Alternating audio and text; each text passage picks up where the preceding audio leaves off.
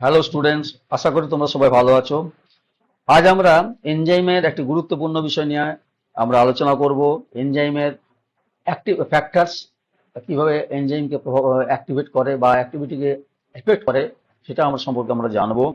এবং পুরোপুরি আমরা পরীক্ষা পারপাসে যে ধরনের জিনিস বা কনসেপচুয়াল আন্ডারস্ট্যান্ডিং এর জন্য যা দরকার এই টপিকটিতে সমস্ত কিছুই আমাদের এই টপিকতে আমরা আলোচনা করব, যেটা খুবই গুরুত্বপূর্ণ তোমাদের কাছে। তাই ভিডিওটি শেষ পর্যন্ত দেখো।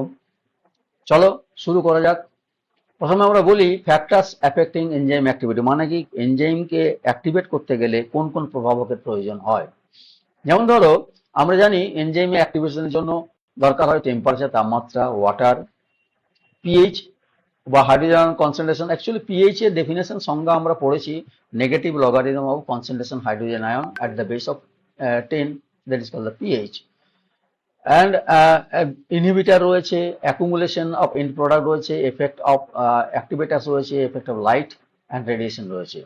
সো এই ফ্যাক্টরগুলো আমরা একে একে আলোচনা করছি, যেটা আমাদের পরীক্ষা পারপাসে খুবই গুরুত্বপূর্ণ বিষয় হিসেবে দাঁড়াবে। প্রথমে আমরা যদি বলি টেম্পারেচার, টেম্পারেচার কি না, এনজাইম অ্যাক্টিভিটি সবসময় কি করে না, প্রত্যেকের একটা অপটিমাম টেম্পারেচার থাকে। নির্দিষ্ট এনজাইম একটা নির্দিষ্ট টেম্পারেচারের উপর অ্যাক্টিভেট হয়। যেমন ধরো, এখানে ম্যাক্সিমাম অ্যাক্টিভিটি আমরা দেখতে পাচ্ছি এই গ্রাফের মধ্যে 30 থেকে 45 ডিগ্রি টেম্পারেচারের মধ্যে। মানে এই টেম্পারেচারের মধ্যে যে যে এনজাইম গুলো রয়েছে তাদের অ্যাক্টিভিটি গুলো সেখানে ম্যাক্সিমাম থাকবে। আবার যদি আমরা দেখি যে টেম্পারেচার নিচের দিকে যদি আমরা লক্ষ্য করি বা উপরের দিকে লক্ষ্য করি, beyond this temperature or above this temperature, then the activity will be nullify or decrease. So এখান থেকে আমাদের ক্লিয়ার কনসেপশন হওয়া উচিত যে enzyme activity depends upon the temperature. Second thing হচ্ছে জল, ওয়াটার। এনজাইম অ্যাক্টিভিটি সাপ্রেস হচ্ছে ইন অ্যাবসেন্স অফ ওয়াটার। যেমন একটা উদাহরণ হিসেবে বলতে পারি, ড্রাই সিডের ক্ষেত্রে the enzymes are almost inactive in dry seeds.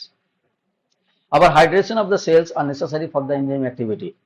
So water provides a medium for the enzymatic reaction to take place.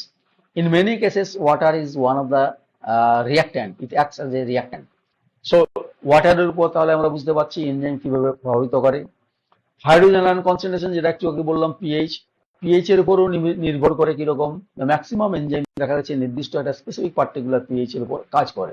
সেই পিএইচটাকে বলা হচ্ছে কি, দিস কল অপটিমাম পিএইচ। এবং যেমন এক্সাম্পল, ট্রিপসিন অ্যাক্টিভ হচ্ছে অ্যালকালাইন পিএইচ, অ্যালকালাইন মিডিয়ামে। মানে হচ্ছে পিএইচ লেভেলটা আমরা যদি যদি দেখি পিএইচ স্কেলে 7-এর ঠিক উপরের দিকে থাকবে, 10 পর্যন্ত বা 14 পর্যন্ত থাকবে। বা আবার দেখা গেছে যদি নিউট্রাল থাকে, diastase active in neutral medium, that is 7 or near about 7. আর pepsin shows the optimum activity acidic pH, যার মানে 7-এর নিচে থাকবে সেটা তার পিএইচ স্কেলটা। এবার আমরা দেখি কনসেন্ট্রেশন অফ সাবস্ট্রেট মানে কি। দেখো, আমরা মাইকেল ডিমেনশন ইকুয়েশনে পড়েছি যে এনজাইমের গতিবেগ তখনই বাড়ে যখন সাবস্ট্রেট বাড়াতে থাকি আমরা কনসেন্ট্রেশন। এবার সাবস্ট্রেট কনসেন্ট্রেশন বাড়াতে বাড়াতে দেখা যাচ্ছে এনজাইমের গতিবেগ বাড়ছে।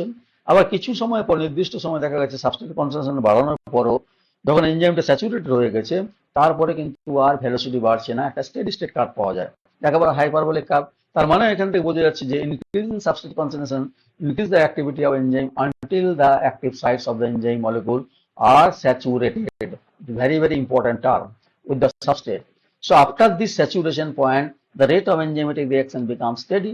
Then the addition of the substrate will not have any positive effect. তারপরেও যদি তুমি সাবস্ট্রেট বাড়াতে থাকো কিন্তু এনজাইম কোনো কাজ করবে না। নেক্সট হচ্ছে কনসেন্ট্রেশন অফ দ্য এনজাইম। তার মানে কি, enzyme have extraordinary catalytic power. A small amount of enzyme is enough for the large amount of substrate. একটা বড় বড় সাবস্ট্রেটের সঙ্গে সামান্য এনজাইম থাকলেও ভেরি অ্যাক্টিভ ফর্মে থাকতে পারে। Increase in concentration of the enzyme will increase the rate of reactions if there is enough substrate থাকে যদি। Increase number of enzyme molecule will have more active sites, এবং একটা এনজাইম মলিকুলের যে number বাড়ানো হয় তাহলে কি হবে, অ্যাক্টিভ সাইটের সংখ্যা বাড়তে থাকবে। At high concentration of the enzyme, the effect of inhibitor will be less. এবার 6 নম্বর পয়েন্ট হচ্ছে accumulation of the end product. মানেটা কি, দেখো end product accumulation retarded the enzyme activity, গতিবেগটা কমিয়ে দেয়, এবং the active sites of the enzyme become crowded with the products. এই যে এন্ড প্রোডাক্ট তৈরি হতে হতে একসময় ক্রাউডেড হয়ে যায়, ফলে কি হয়, সেখান থেকে আর অ্যাক্টিভিটিটা বাড়তে পারে না। Thus the substrate molecule will have a comparatively lesser chances of the combining with the active sites. A inhibition of the end product also regulated mechanisms such as the feedback inhibition অথবা allosteric modulation, এটা পড়বো আমরা। এবং তার মানে হচ্ছে এই accumulation of end product will depend on the feedback inhibition or allosteric modulation. Now very very important factors is called প্রভাবক হচ্ছে কি inhibitor. Inhibitor of the reaction can inhibit the enzyme activity. দেখো এই ইনহিবিটর যদি থাকে তাহলে enzyme কি করে না একটা স্টেপ থেকে আরেকটা মেটাবলিক স্টেপে পরিণত হতে বাধা পায়। So there are the various types of the inhibitor, নেচারের উপর ডিপেন্ড করে আমরা ইনহিবিটরকে অনেকভাবে ক্লাসিফাই করি। যেমন ধরো কম্পিটিটিভ ইনহিবিটর, তার কোন কোন সাইডে গিয়ে বাইন্ড করছে এনজাইম অ্যাক্টিভিটি তার উপর ডিপেন্ড করে কম্পিটিটিভ ইনহিবিটর বা নন কম্পিটিটিভ ইনহিবিটর বা আনকম্পিটিটিভ ইনহিবিটর আমরা বলতে পারি। তাহলে এই ইনহিবিটর গুলো সম্পর্কে আমরা পরের ক্লাসে আমরা দেখবো, ডিটেলসে পড়বো, তাতে বুঝতে পারবো এবং কম্পারিজন করে দেখবো কিভাবে কম্পিটিটিভ, আনকম্পিটিটিভ এবং নন কম্পিটিটিভ ইনহিবিটরের মধ্যে ডিফারেন্স রয়েছে। তার মানে এখানে একটা জিনিস হচ্ছে inhibitor also effect on the enzyme activity. Now effects of activator, some activators require the additional molecules the optimum activity, যেমন ধরো প্রস্থেটিক গ্রুপ কোফ্যাক্টর এরা যদি থাকে তার মানে কি এনজাইম অ্যাক্টিভিটিটা বেড়ে যাবে। আমরা দেখেছি যে গ্লুকোজ থেকে গ্লুকোজ 6 ফসফেট তৈরি করতে গেলে গ্লুকোকাইনেজ হেক্সোকাইনেজ দরকার, সঙ্গে একটা ম্যাগনেসিয়াম Mg+2 দরকার হয়। প্রস্থেটিক গ্রুপ থাকে বলেই সেখানে আমরা দেখতে পাই কিনা অটোমেটিক্যালি রিঅ্যাকশনটা বাড়তে থাকে। তার মানে effect of activator will also activate the enzyme activity. Like this prosthetic গ্রুপের এক্সাম্পল দেওয়া আছে এখানে, তারাও এনএডি বিভিন্ন ক্ষেত্রে আমরা দেখেছি টিসি সাইকেলের ক্ষেত্রে এনএডি লাগে, এফএডি লাগে একটা রিঅ্যাকশন থেকে আর একটা রিঅ্যাকশন যেতে গেলে। তো সেক্ষেত্রে এই প্রভাবকগুলো থাকে বলে, এরা থাকে বলে তাহলে অ্যাক্টিভেটর গুলো থাকার জন্য আমরা এনজাইম অ্যাক্টিভিটি দেখতে পাই বাড়তে থাকে। In the case of the allosteric enzymes, there are molecules called the allosteric modulator or effector. The binding of these molecules specifically will cause more activated or less activated.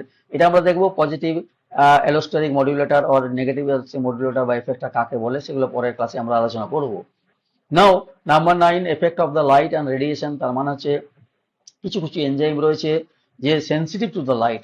যেমন ধরো আমরা জানি যে catalytic activity যেগুলো রয়েছে লাইটের প্রেজেন্সের উপর কিছু কিছু এনজাইম তাদের দরকার হয়, light is an important part. And example হচ্ছে প্রোটিয়েলেজ, photolyze enzymes like the photoreactivation of DNA repair light for the sensitivity of the enzyme activity. Usually enzyme activity is reduced under the influence of the harmful radiations such as the X-ray, UV ray, beta ray, gamma ray. Under these radiation, peroxides are also formed which will cause the positive stage.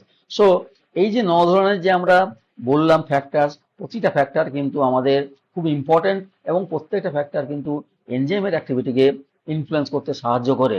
এই সমস্ত ফ্যাক্টরগুলো আমাদের পরীক্ষা পারপাসেও খুব গুরুত্বপূর্ণ। আমরা যদি দেখি তাতে দেখতে পাবো এই ফ্যাক্টরগুলো কিভাবে আরো ডিটেলসে যদি তোমরা আলোচনা করতে চাও সেক্ষেত্রে আমরা বলতে পারি, যেমন টেম্পারেচার ক্ষেত্রে একটা ইম্পর্টেন্ট পয়েন্ট আমরা মিস করেছি, যেটা টেম্পারেচারে Q10 বলা হয় কাকে। The Q10 is the factor by which the rate of catalysis is increased by rise in 10 degrees Celsius.